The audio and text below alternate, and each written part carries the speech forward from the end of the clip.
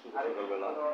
অশেষ ধন্যবাদ জানাচ্ছি আমাদের আলোকিত মানুষ হিসেবে এখানে উপস্থিত আছেন মেসাজ খায়রুল পরিবহন সংস্থা, আমাদের একজন আলোকিত এবং বিশিষ্ট সমাজসেবক খায়রুল কাকা। আপনাকে আমি ধন্যবাদ জ্ঞাপন করছি আমার চ্যানেল 99 এবং জাতীয় পত্রিকা দৈনিক আজকের আলোকিত সভা থেকে। আমি সিলেট জেলা প্রতিনিধি এবং ভ্রাম্যমাণ রিপোর্টার হিসেবে আপনাকে ধন্যবাদ জ্ঞাপন করছি। খায়রুল কাকা, আমি আপনার কাছে প্রশ্ন করতে যাচ্ছি, আপনার এই ব্যবসা প্রতিষ্ঠানটি আজকে কত বছর রয়েছে? আপনার চ্যানেলে সরাসরি তুলে ধরবেন। আমি সাংবাদিক ফরাদ ভাই আপনার সঙ্গে আছি। আমাদের আমার এই ব্যবসার লাইনে আমি মুক্ত করছি মোটামুটি 10-12 বছর। ব্যবসা মোটামুটি ভালোই চলছে, কিন্তু এখন তো পরিস্থিতি দেশের অবস্থা খারাপ, চতুর্দিকে পানি বন্যা, জন্য ব্যবসা মোটামুটি যাই যতটুকু আল্লাহ চালাতেছে, আল্লাহ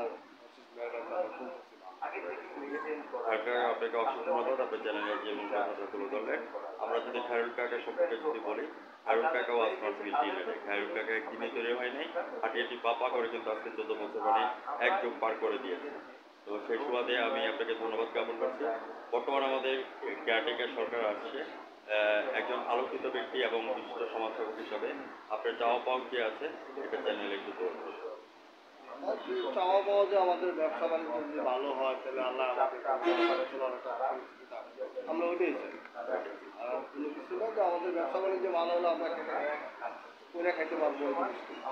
সাধারণ মানুষ যারা চলতে পারে, জিনিসপত্রের দাম কমায়, কমলে মনে করেন সবাই একটু নিতে পারবে। এখনকার বর্তমানে যে নিত্য নতুন যে জিনিসপত্রের দাম বাড়ছে, এগুলো তো সাধারণ ফ্যামিলি মানুষ চলা খুব কষ্ট হয়ে যায়। এই জিনিসগুলোর দামগুলো কমলে সাধারণ ফ্যামিলি মানুষগুলো চলতে পারবে, খাইতে পারবে।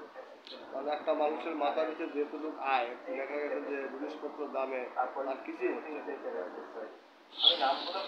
খায়রুল কাকা যে কথাটা তুলে ধরলেন, গ্রামের যে উদ্যোগতি আছে এই উদ্যোগতি থেকে যাতে নিম্নগতির মধ্যে আসে, আমাদের তৃণমূল সমাজ থেকে শুরু করে উপমান সমাজ পর্যন্ত যাতে দুমুঠো ভাত খেতে পারে, সেই কথাটা খায়রুল কাকা সরাসরি তুলে ধরেছেন। আমি বর্তমান কেয়ারটেকার সরকার ওনার দৃষ্টি আকর্ষণ করছি, আমি সাংবাদিক ফরাদ ভাই।